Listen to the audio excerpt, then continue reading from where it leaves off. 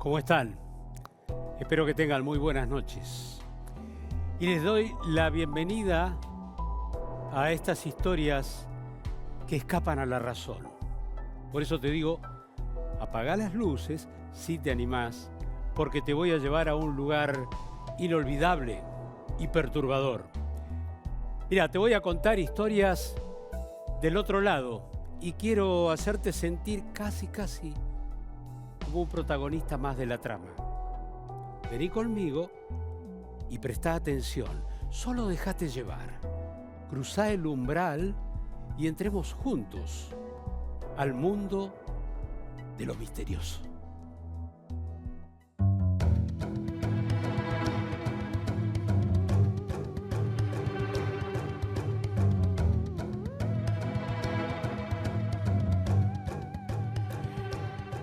El célebre astrónomo Carl Sagan decía que un misterio es algo fascinante que nos impulsa a la exploración. Por lo tanto, la existencia de misterios es necesaria para obtener el placer del descubrimiento. O sea que los misterios son encantadores. Claro, hay misterios y misterios. Por ejemplo, ¿a quién no le ha gustado atreverse a dar una recorrida por el mundo de los muertos en plena noche? Claro que es como en el juego de la copa, hacer hablar a los muertos mediante esa cuestión del espiritismo. O cuando nos decidimos por fin a ir a investigar esa casona abandonada en la colina y siempre alguien del grupo se arrepiente a último momento. ¿Por qué? Miedo. Es que los cementerios, pienso, atraen, pero a la vez repelen.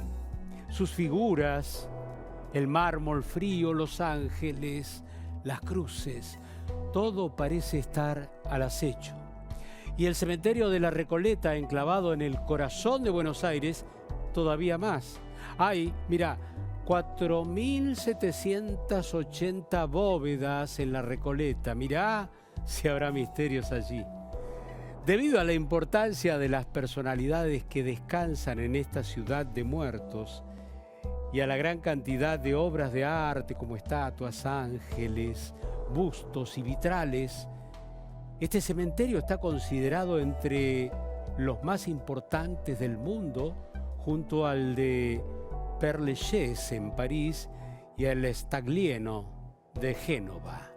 Descansan allí detrás del imponente pórtico de ingreso, donde se despliega la leyenda en latín Requiescant in pace, descansar en paz, unos 200 héroes de la independencia argentina, 29 presidentes que tuvo el país y unos 80 gatos que en este caso están vivitos y coleando y trabajando, cazando los ratones que se animan a ese territorio de silencios sepulcrales.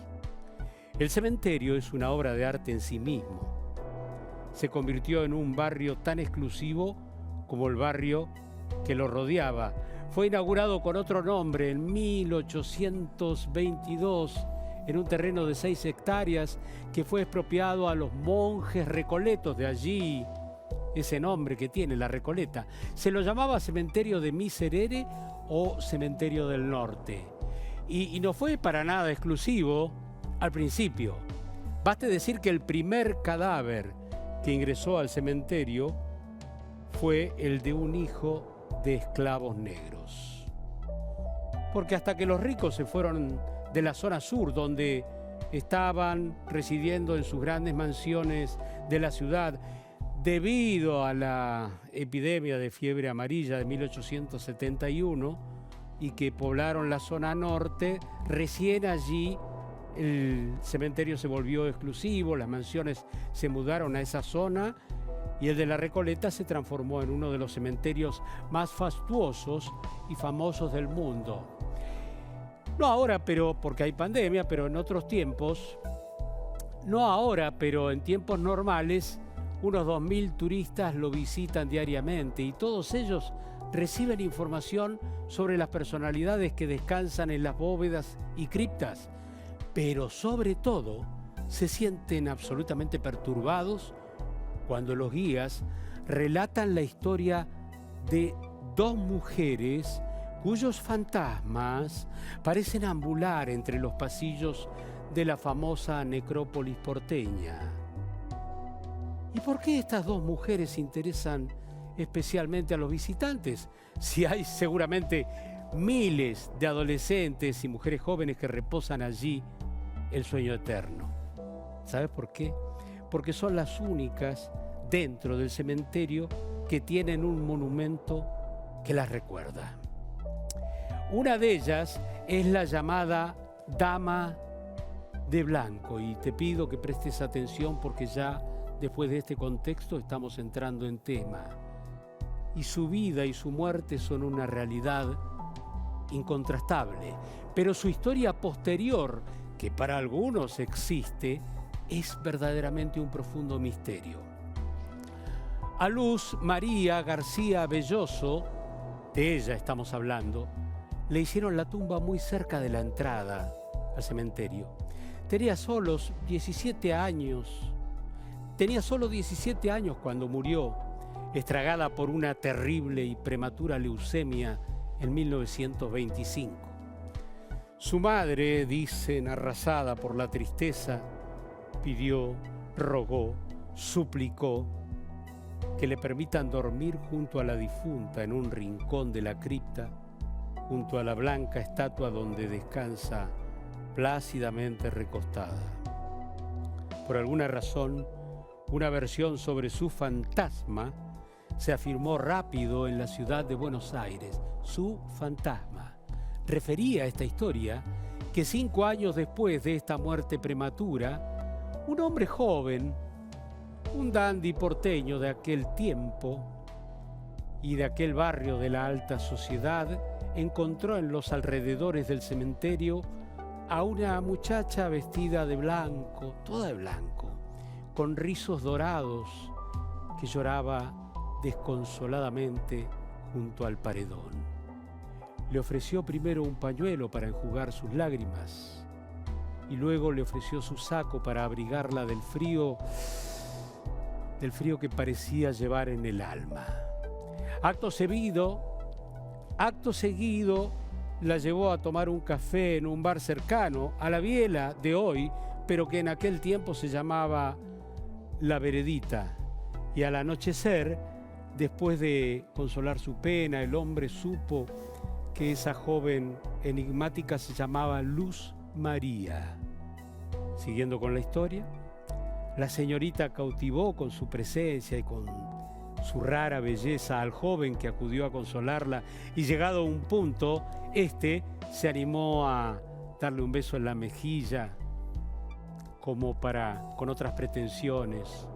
Ella correspondió de alguna manera a ese beso, pero súbitamente dijo: tengo que irme, y la muchacha se levantó intempestivamente y prácticamente huyó, derramando el pocillo de café sobre el saco del joven que se llevó puesto y perdiéndose entre la niebla cuando ya avanzaba el crepúsculo sobre la ciudad. El hombre, desesperado, la siguió y observó entre las sombras que entraba al cementerio. Desenfrenado, golpeó una y otra vez el lúgubre portón con furia, hasta que el sereno encendió una luz y se acercó al portón. «¿Pero por qué grita, hombre? ¿Qué le pasa?», dijo el cuidador, perplejo por la situación.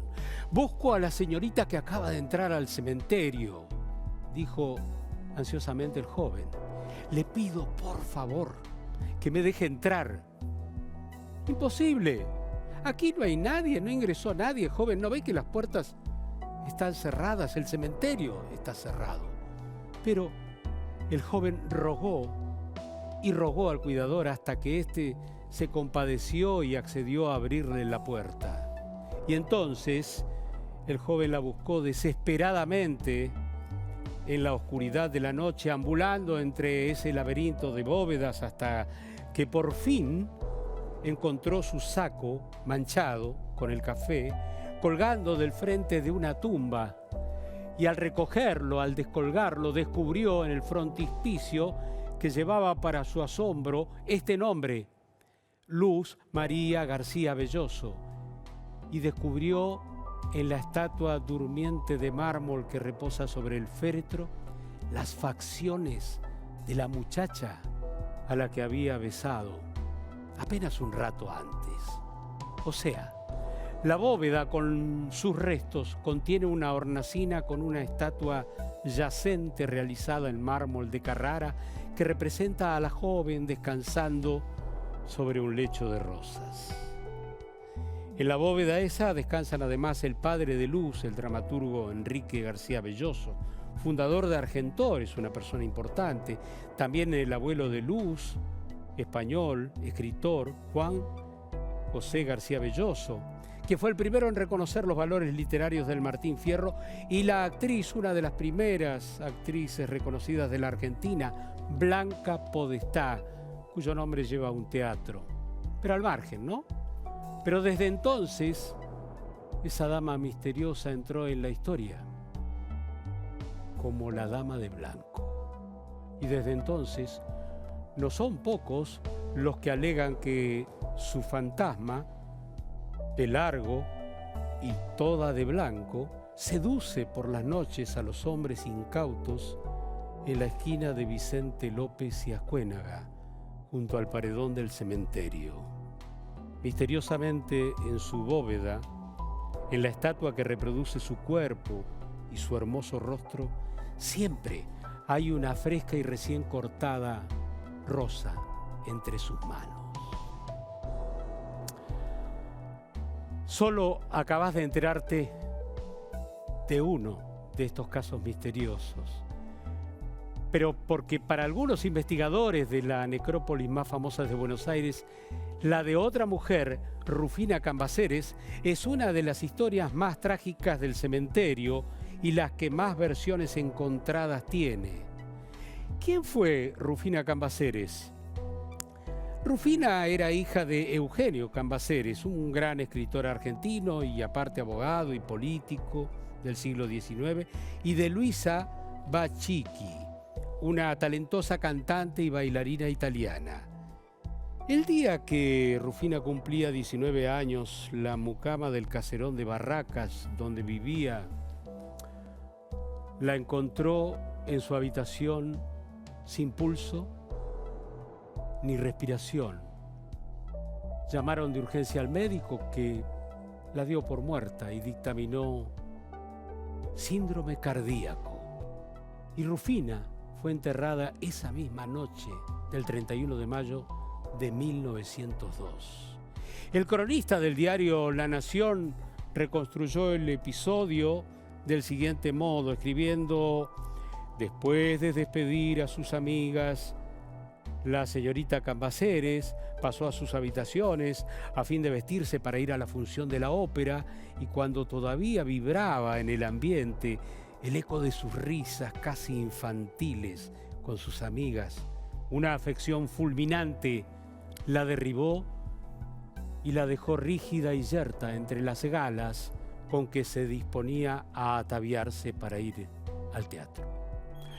Al día siguiente del entierro, una versión indica que el cuidador de la bóveda notó que el féretro de la joven se encontraba ladeado. Intrigado, fue a ver qué había pasado, y al terminar de acomodarlo, de abrirlo, vio con espanto una expresión de terror en el rostro ya cadavérico de Rufina. De inmediato dedujo que había muerto asfixiada de terror al despertarse de un estado de catalepsia. La catalepsia es un estado en el que una persona yace inmóvil, aparentemente muerta, sin signos vitales, pero consciente. Es una muerta no muerta. Si Rufina se encontraba en ese estado dentro del féretro, es de imaginar el sufrimiento que pasó al darse cuenta de que se había cerrado el ataúd y ya no volvería a ver la luz. Otra de las versiones señala que unos días más tarde de su fallecimiento, Luisa Bachiqui, la madre, fue a dejar flores a su hija y al ingresar a la bóveda encontró el cajón corrido y con la tapa rota. Solo eso, el cuerpo de su hija seguía allí, pero la mansedumbre de la muerte había dejado paso a un rostro deformado por el espanto, con los ojos abiertos y las manos crispadas. La policía apresuradamente y sin los medios arriesgó que se trató de un simple y macabro robo. Sin embargo, las costosas joyas que acompañaron su cuerpo seguían allí en el féretro. Dicen que la mujer, indignada, se estremeció de pavor y lanzó un acusatorio: «La enterraron viva a mi hija». Ella se convenció de que Rufina había sufrido un ataque de catalepsia. Imaginó, peor aún, que Rufina despertó de su letargo, rompió la tapa del ataúd, logró salir, pero nadie escuchó su grito y ella tampoco pudo abrir la pesada reja de la bóveda. El terror, dicen, paralizó entonces su corazón para siempre. Si fuera así, sería la joven que murió 2 veces, como bien la definió el periodista Diego Sigiotto, autor de un libro imperdible sobre la historia del cementerio de la Recoleta. Y a partir de allí hubo muchas versiones sobre lo acontecido aquella fatídica noche. Mitos, leyendas que corrieron como regueros de pólvora por Buenos Aires. Para algunos, la muchacha logró escapar de su ataúd y murió de un ataque al corazón en el cementerio. Pero hay quienes refutan esa posibilidad. ¿Por qué? Bueno, porque es muy difícil que se pueda romper el ataúd desde el interior, dada la estrechez del espacio. Aunque, cuidado, tengamos en cuenta algo. Había un reglamento del cementerio de 1868 donde se indica que, y esto es tal como yo lo leí, todo individuo muerto repentinamente o con pocas horas de enfermedad será depositado en una sala hasta cumplir 30 horas para asegurarse de que el muerto está realmente muerto. Y no solo eso, también otro artículo decía que la tapa del féretro debía cerrarse flojamente, quedando prohibida toda clase de clavaduras. Y con un cordel atado a un dedo del difunto con una campanilla. Esto fue una idea de Domingo Faustino Sarmiento, a quienes llamaban el loco. Ojalá hubiera locos como él. Simplemente, él había importado una idea que conoció durante un viaje a Alemania. Y de este modo suena lógico entonces que la chica haya despertado de golpe, que haya luchado contra la tapa hasta correrla, salir del ataúd y morir de un infarto aterrada al ver que gritaba agarrada a las rejas y nadie acudía a rescatarla. El caso es que al año de su muerte se inauguró el grupo escultórico que ornamenta el frente de la bóveda. Fue realizado por un artista francés y fue la primera obra estilo Art Deco que se hizo en Argentina. Miren la importancia del cementerio de la Recoleta. Sin dudas, es una imagen inquietante, esa figura, tanto como hermosa.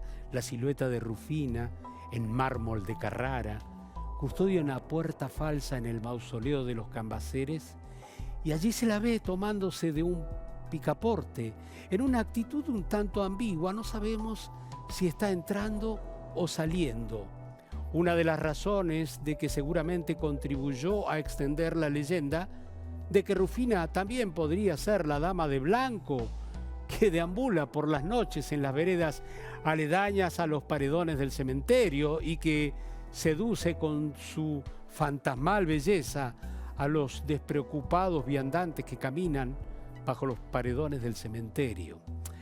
Pero hay otra versión y hay más todavía. Luisa, la madre de Rufina, era amante de Hipólito Yrigoyen, el líder radical que después llegaría a ser presidente. Luisa y su amante, o su novio, pero era muy reservado don Hipólito, por eso decía amante. Habitualmente sedaban a Rufina, dicen eso, para que no se enterara de sus encuentros furtivos. Pero esa noche la dosis del somnífero fue excesiva y así la muchacha entró en coma, del que despertó cuando ya había sido sepultada. Pero en este caso, esta versión fue echada a correr casi con seguridad por las damas de la alta sociedad por envidia, que no veían con buenos ojos la figuración pública de una artista como Luisa con un político de fuste como don Hipólito Yrigoyen. Hay una versión más oscura. Rufina tenía un novio y efectivamente murió de un ataque cardíaco cuando le contaron que su enamorado era también amante de su madre. En fin, en la estatua del mausoleo, Rufina posa su mano derecha sobre el picaporte de la cripta como si quisiera abrirlo, lo que no ha hecho más que alimentar las leyendas en torno a su muerte. La llegada masiva de los inmigrantes, sobre todo italianos, a Buenos Aires transformó la decoración de las esculturas y así muchos italianos, por ejemplo, se dedicaron a la confección de estatuas, bustos y ángeles para el cementerio, y así surgieron verdaderas obras de arte, como la que custodia la entrada a la bóveda de los Cambaceres, donde está la mujer que no se sabe si está entrando a la muerte o saliendo de ella.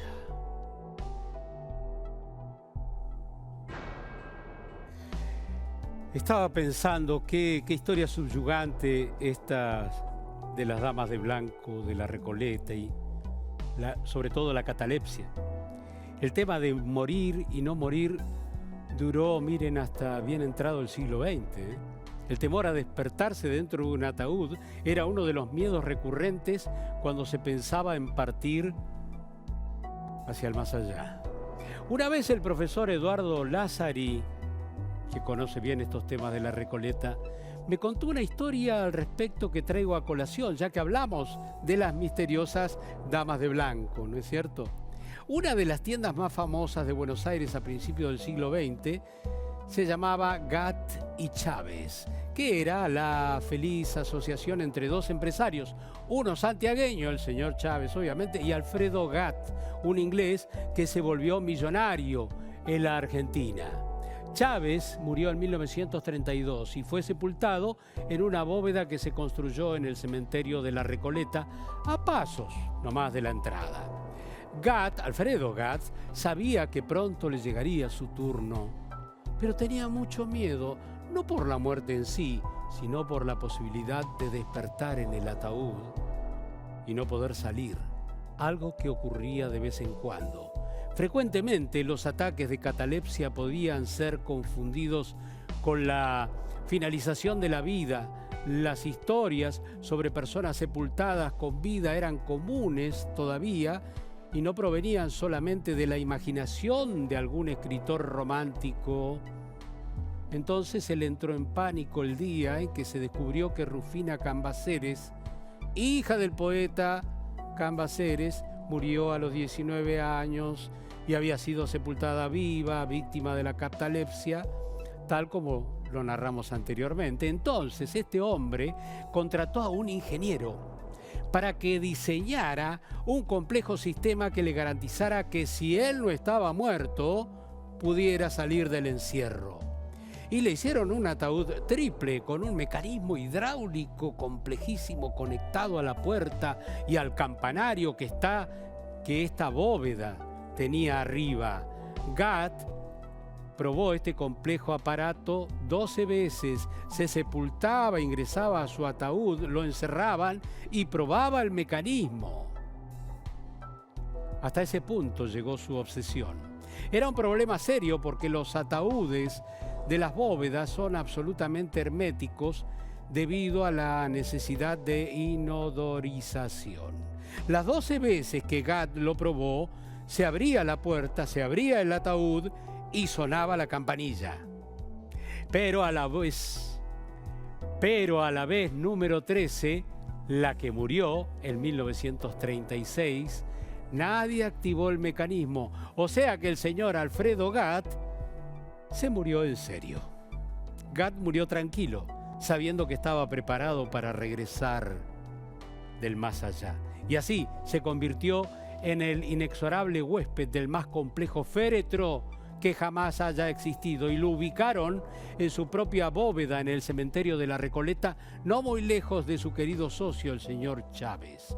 Ahora yo me pregunto, ¿por qué la gente hace estas cosas? Y como en el caso de las damas de blanco, ¿habrá sido cierto esas muertas que salían de su última morada, condenadas a vivir solo por unas horas experiencias en el mundo de los vivos? Es un misterio. Por eso estamos aquí. ¿Qué más te puedo decir? Ah, sí. Como dice Ricardo, que tengan buenos sueños, si es que pueden.